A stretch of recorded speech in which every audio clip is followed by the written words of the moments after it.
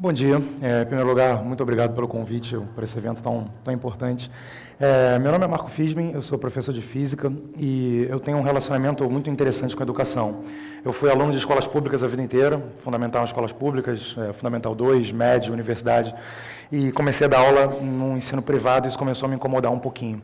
Na verdade, dando um passo para trás, quando eu terminei a escola, eu fiz vestibular para medicina. E foi um momento bem bacana para a família, porque eu ia ser o primeiro médico da família inteira, minha mãe chorou, nós nos abraçamos. Eu fiz faculdade durante mais ou menos 6 meses, e aí resolvi sair da faculdade de medicina, a minha mãe chorou, nós nos abraçamos. E eu passei algum tempo tentando descobrir o que eu queria fazer. Eu saí da medicina, fui fazer engenharia, depois eu fui fazer economia, depois eu fui fazer matemática, depois eu abandonei todas as faculdades.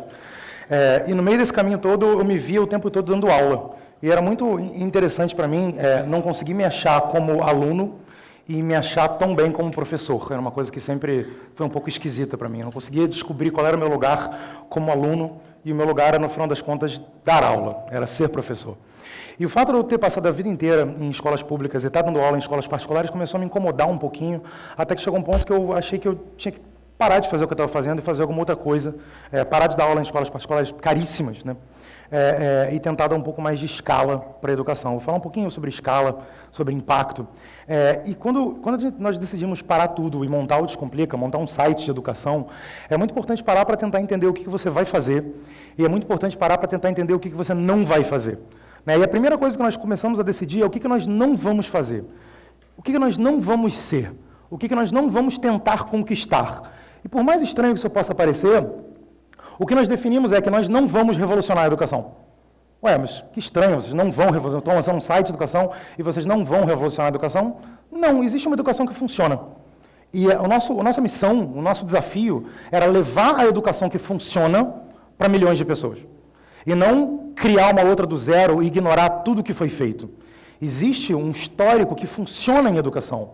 E eu faço um pouquinho parte dele, eu dou aula há 17 anos. Eu gosto de acreditar que existem coisas que são boas, existem coisas que funcionam bem, existem professores maravilhosos no Brasil. E o nosso maior desafio é fazer isso ser acessível para todo mundo.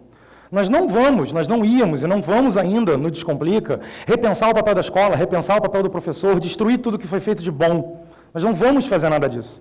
Mas nós vamos, sim, melhorar muito a vida dos alunos. Nós podemos melhorar muito o dia a dia dos alunos, nós podemos melhorar muito o dia a dia escolar dos alunos e dos professores também, sem ter que ignorar e esquecer tudo que foi feito de bom nas últimas centenas de anos. E nós podemos fazer isso de maneira simples. O que eu queria falar um pouquinho aqui é como a gente pode pegar a educação e transformar a educação numa coisa um pouquinho mais simples. Há um tempo atrás eu recebi um relatório sobre o futuro da educação e o que a educação seria no futuro. E é isso aí o relatório. E-learning, e-publishing, e-learning 2.0, e-learning tools, devices, VLE, PLE, LMS, LCMS. Eu dou aula há 17 anos, eu demorei um tempo para descobrir o que eu estou fazendo, porque eu não sabia o que eu estava fazendo. Eu não conseguia entender isso. E nós precisávamos, então, parar, dar um passo para trás e tentar resolver a educação de maneira um pouquinho mais simples. Será que não dá para fazer isso sem ter que entender toda essa arquitetura e descobrir onde você está e tentar se encaixar numa possível revolução em que você vai tentar fazer parte disso? Será que você não pode dar um passo para trás e fazer de maneira simples? E a resposta é sim, isso é possível. Isso é possível. É possível você simplificar as coisas, não é à toa que o nome do site é Descomplica, mas... É possível você tentar simplificar as coisas. É possível você pensar que você precisa fazer 4 coisas. Você precisa criar conteúdo de qualidade. Você precisa arrumar boas maneiras de distribuir esse conteúdo. Fazer esse conteúdo chegar nas pessoas. Fazer esse conteúdo chegar nos alunos. E muitas pessoas pensam só em conteúdo e esquecem da distribuição. Mas produzir conteúdo e distribuir conteúdo não é suficiente. Você precisa dar um passo a mais. Você precisa engajar esse aluno. Você tem que criar um conteúdo, você tem que distribuir esse conteúdo, você precisa engajar esse aluno depois que esse conteúdo chegou nele, a poder olhar para isso, entender que aquilo é importante e continuar engajado com aquele conteúdo durante, às vezes, um mês, às vezes 6 meses, às vezes um ano, às vezes uma vida inteira. E, por último, você precisa pensar em como é que você pode melhorar a performance dele. E quando se fala de educação com performance, você pensa, mas performance, essa é a melhor palavra, nós lidamos com o Enem. Dado que nós começamos lidando com o Enem, performance é sim a palavra. Nós precisamos, para gerar impacto na vida do aluno, fazer com que ele tire uma nota maior no Enem. Nós precisávamos e precisamos ainda melhorar a performance dele.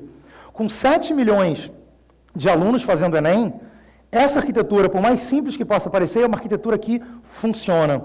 Produzir conteúdo, distribuir conteúdo, engajar os alunos, melhorar a performance. Do outro lado, a gente não pode esquecer quem são os atores disso. E não é um ator só, são muitos atores. Quais são os principais? Será que a gente não pode simplificar isso com 4 atores principais? Pode. Os estudantes, os professores, os gestores, sejam eles diretores, coordenadores, todo tipo de gestores, e os pais dos alunos. E aí você chega, então, com estudantes, professores, gestores e pais de um lado, conteúdo, distribuição, engajamento e performance do outro, num modelo em que você tem muitas combinações. E aí é importante escolher por onde que vai começar. Nós fizemos uma escolha. Por onde nós vamos começar? Nós vamos começar produzindo conteúdo, distribuindo, engajando e melhorando a performance de estudantes. Foi isso que nós começamos a fazer há 3 anos atrás. E é isso que nós estamos fazendo até hoje, dando cada vez mais escala, para resolver um problema. Será que a educação não pode ajudar todo mundo a resolver um problema? Podemos resolver muitos problemas, mas será que não podemos escolher um? Será que não podemos fazer mais simples, começar por uma coisa? Sim, é claro que sim. E foi isso que a gente escolheu fazer.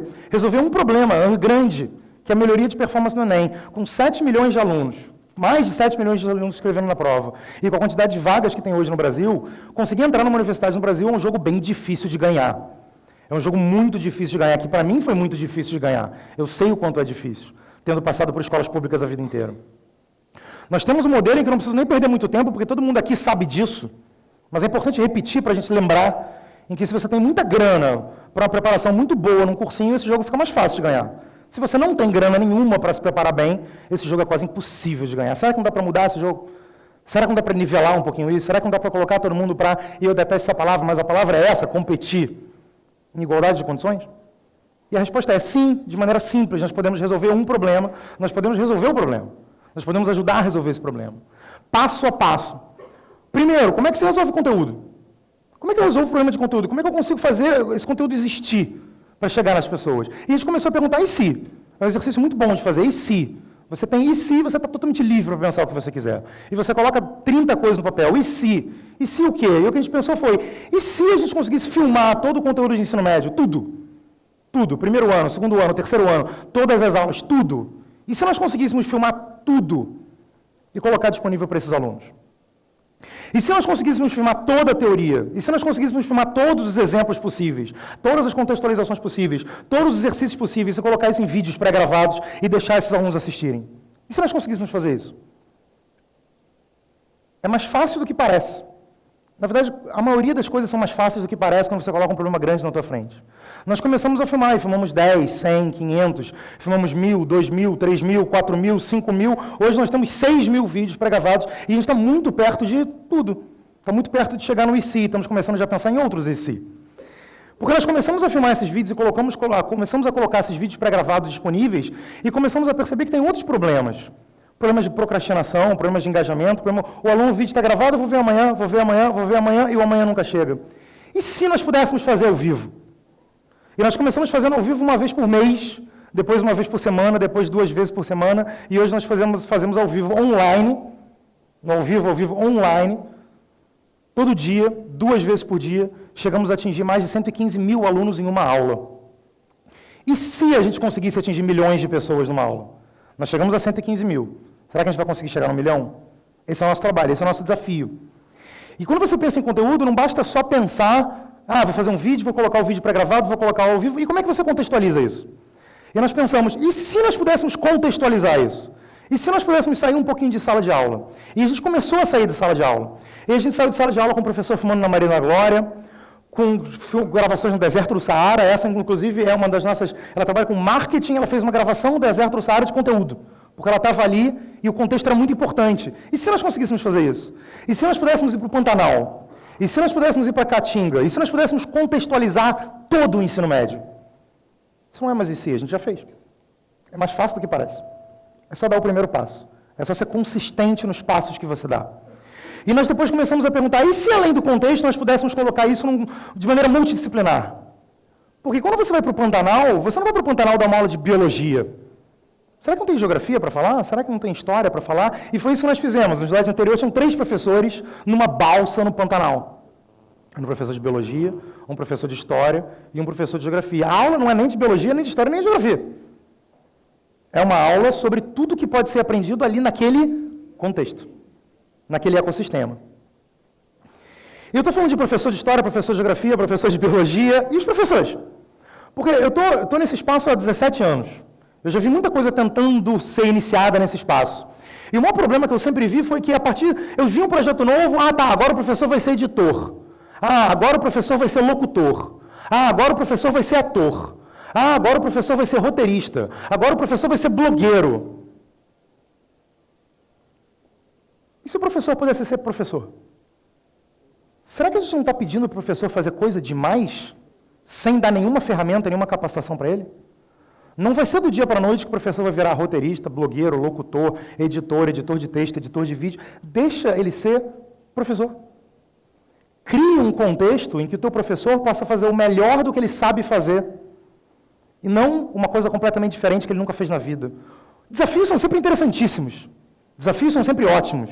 E todo mundo gosta de desafios quando eles são um pouquinho desafiadores, mas são conquistáveis. Vamos tomar um pouquinho mais de cuidado para deixar esses desafios conquistáveis. Não pedir para, de repente, centenas de milhares de professores no país inteiro fazer outra coisa que eles nunca fizeram antes. Vamos dar um passo de cada vez. Um pouquinho mais de consistência. E se o conteúdo, então, começou a ficar resolvido, e se ao longo dos últimos 3 anos nós começamos a resolver conteúdo, isso sozinho não adiantaria absolutamente nada, se junto com o desenvolvimento de conteúdo nós não fizéssemos também desenvolvimento de distribuição. Não adianta nada você filmar um vídeo, se ninguém vai ver. Não adianta nada você dar uma aula ao vivo, online, maravilhosa, para uma audiência zero, ou levar 3 professores para o Pantanal e voltar e não saber o que fazer com aquilo. Como é que você distribui isso? E aí, é claro que o primeiro passo é, vamos distribuir usando a internet, vamos distribuir usando a web. Isso não é tão simples assim. Nós criamos uma plataforma nossa, nós criamos o Descomplica. Não é que o papo aqui não é nem sobre o Descomplica, aqui funcionou. Ficou mais do que provado que é possível ganhar muita escala. No nosso primeiro ano, nós atingimos 570 mil alunos, era um sonho, atingir 500 mil de alunos. Esse era o sonho. Nós atingimos 570 mil alunos no primeiro ano. No segundo ano, nós atingimos 1.040.000 alunos. No terceiro ano, que foi, aliás, ano passado, nós atingimos 3.168.277 alunos. E se a gente conseguisse atingir 10 milhões? A gente continua se perguntando. O que acontece? Que tipo de impacto a gente pode gerar? Mas não adianta esperar que todo mundo chegue onde a gente está. É importante criar espaços, e não só criar espaços, mas estar em espaços em que o aluno já está. Ocupar espaços que o aluno ocupa. E não pedir simplesmente para o aluno ocupar espaços em que nós estamos confortavelmente ocupando. E nós começamos a fazer coisas no YouTube, nós começamos a fazer coisas no Facebook, nós começamos a entregar conteúdo nos espaços que os alunos estão ocupando. Mas isso não é suficiente. Não adianta trabalhar só na internet, porque existe um problema de infraestrutura muito grande no Brasil. Não adianta você parar para pensar que você só vai funcionar se você conseguir fazer com que o aluno tenha banda larga. E se nós conseguíssemos levar conteúdo para o aluno que não tem banda larga? Quando você faz essas perguntas, não necessariamente é uma alta tecnologia que resolve. Você pode distribuir conteúdo em banca de jornal. Nós distribuímos quase 200 mil DVDs em banca de jornal. Não precisa ter banda larga. Você consegue fazer o conteúdo chegar ali. E se nós pudéssemos distribuir o conteúdo nos celulares? Mais de 200 mil alunos já receberam conteúdo nosso via celular. Você não pode ficar preso no espaço em que você está. Você não pode criar um concreto no teu pé e ficar parado ali o tempo inteiro. Você precisa andar um pouquinho, você precisa sair, literalmente no meu caso aqui, agora sair dessa zona que na teoria você deveria ficar e chegar um pouco mais perto onde o aluno está. Isso não é difuso e abstrato. Isso é bastante concreto. Na prática, uma lista, quais são os espaços em que o seu aluno ocupa? Quais são os espaços em que os seus alunos estão hoje, vivendo? Esteja lá também. Mas não adianta nada. Não adianta nada produzir o melhor conteúdo do mundo, conseguir a melhor distribuição do mundo, se o aluno dá play, vê 30 segundos e para. Não adianta absolutamente nada. Você precisa criar o conteúdo, distribuir o conteúdo e engajar o aluno. Sem engajamento, nada funciona. E nós paramos durante muito tempo a pensar como é que o aluno poderia ficar um pouco mais engajado, como é que nós poderíamos engajar esse aluno. E a resposta simples é diversão. Você fica mais engajado quando você está se divertindo. O que pode ser mais engajador do que uma aula que é divertida? A nossa missão era receber comentários do tipo, eu nunca na minha vida ri tanto numa aula de biologia. O melhor comentário que a gente pode receber é, eu nunca pensei que eu pudesse me divertir numa aula de matemática. Porque quando você faz o aluno se divertir, você faz o aluno voltar. Eu não estou dizendo que todo professor tem que ser um palhaço nem um comediante. Mas engajamento passa muito por diversão. Passa muito por achar que aquilo é bacana, divertido. E não somente útil. Pior ainda quando é inútil, e todo mundo sabe disso. E mais do que diversão, nós percebemos que era mais fácil engajar alunos ao vivo, mesmo que online, ao vivo. Nós começamos a dar aula ao vivo, eu já falei um pouquinho, uma vez por mês, uma vez por semana, passamos a fazer isso todo dia, e chegamos lá numa aula, começamos a dar aula de atualidades. Os professores, literalmente, nas primeiras aulas, mas como é que é a infraestrutura necessária? A infraestrutura necessária é o sofá da minha casa e uma câmerazinha, porque essa foi a primeira aula de atualidade. 2 professores sentados no sofá da minha casa, com a internet da minha casa, com uma câmera pequenininha. E eles literalmente abriram o jornal, foi exatamente isso que aconteceu, começaram a olhar as notícias. E os alunos começaram a dialogar. E nós estamos num momento muito estranho aqui, porque nós estamos falando sobre o futuro da educação, sobre revolução, e isso aqui é super tradicional, né? Eu estou em pé, vocês estão sentados. Eu estou falando, vocês estão ouvindo. Essa educação funciona. Então nós não precisamos ignorar tudo que foi feito e fazer alguma coisa totalmente nova. O objetivo não é revolucionar. O objetivo é melhorar a vida das pessoas. Se nós entendermos que nós precisamos de uma revolução, essa é a primeira coisa que a gente vai fazer. Se nós entendemos que nós não precisamos de uma revolução, então nós não precisamos de uma revolução. Nós precisamos produzir conteúdo melhor, nós precisamos distribuir melhor, nós precisamos engajar mais nossos alunos. Nós vamos aumentar a performance deles. Nós conseguimos, numa aula ao vivo, mais 115 mil alunos numa aula ao vivo. Isso funciona. Eles ficaram 12 horas naquela aula. A aula durou... E se nós fizéssemos uma aula de 12 horas? Então, conteúdo, distribuição e engajamento para esses alunos foi o que a gente começou a resolver. E aí a pergunta é, mas e a performance? O que você vai fazer para melhorar a performance? O que eu vou fazer para melhorar a performance? Eu já disse o que eu vou fazer. Eu não vou pensar na performance. O que eu vou fazer para melhorar a performance é garantir que o conteúdo funciona. É garantir que a distribuição é boa. É garantir que os alunos se engajam. A performance vem naturalmente. Eu já cansei de participar de reuniões de performance. E se a gente parasse de olhar a performance e olhasse só para o conteúdo, para a distribuição e para o engajamento? Será que a performance não vem automaticamente? E a resposta é sim. Os nossos alunos performam, na média, bastante melhor do que os outros do Brasil. 78% dos nossos alunos têm média acima da média nacional no Enem. A performance aparece. Nós nunca fizemos uma reunião de performance, mas nós fizemos muitas reuniões de conteúdo, de distribuição, de engajamento. Não faltam ideias. Ideias faltam o tempo todo. Isso já foi falado aqui, né? Aqui são as ideias. Aqui estamos no mundo das ideias. As ideias acontecem o tempo inteiro. É só um olhar para o outro e vai ter 10 ideias, 5 ideias, 20 ideias, 50 ideias. Mas faltam modelos escaláveis, replicáveis de impacto. Falta fazer. O nosso desafio é gigantesco. O nosso desafio é enorme. Por um motivo simples. O desafio dos professores é, né? Mas eu sou professor. O desafio dos professores, e quando eu digo nosso, não é o desafio do descomplica, é o desafio dos professores. É o desafio de educação. Porque nós simplesmente viramos para os alunos e falamos para eles assim, o que você não entendeu? Isso é incrivelmente difícil de fazer. Virar para um aluno, sem ter noção de qual vai ser a resposta, e perguntar para ele, o que você não entendeu? Eu não tenho ideia de qual vai ser a resposta dele. Eu não sei como é que eu vou reagir a isso. Esse é um desafio muito grande. Qual é o teu problema aqui? Esse é um desafio gigantesco. Mas que nós abraçamos esse desafio. Aqui, palmas para todos nós que abraçamos esse desafio. Esse desafio gigantesco de virar para o aluno e falar, qual é o teu problema? O que você não entendeu? O que você quer? Porque isso nós fazemos todo dia como professores, ou como gestores, ou como pais, ou como instituições de ensino. Esse desafio é muito, muito grande. E eu queria terminar com uma frase que eu gosto muito, que é uma frase até bastante difícil, uma frase que eu demorei um pouquinho para entender, para falar a verdade. Vou deixar ela aqui um tempinho. Eu demorei um pouco para entender isso. Uma frase do Foucault. Impossível não é a proximidade das coisas, mas o lugar em que elas podem ser vizinhas. É fácil você pensar em 30 coisas diferentes e pensar que elas podem ser próximas. É fácil pensar isso. O difícil não é impossível, não. A frase é impossível, mas o difícil não é pensar na proximidade das coisas. O difícil é criar um lugar em que elas podem ser vizinhas. Esse é o nosso desafio. É isso que nós fazemos. Nós criamos esses lugares. Obrigado.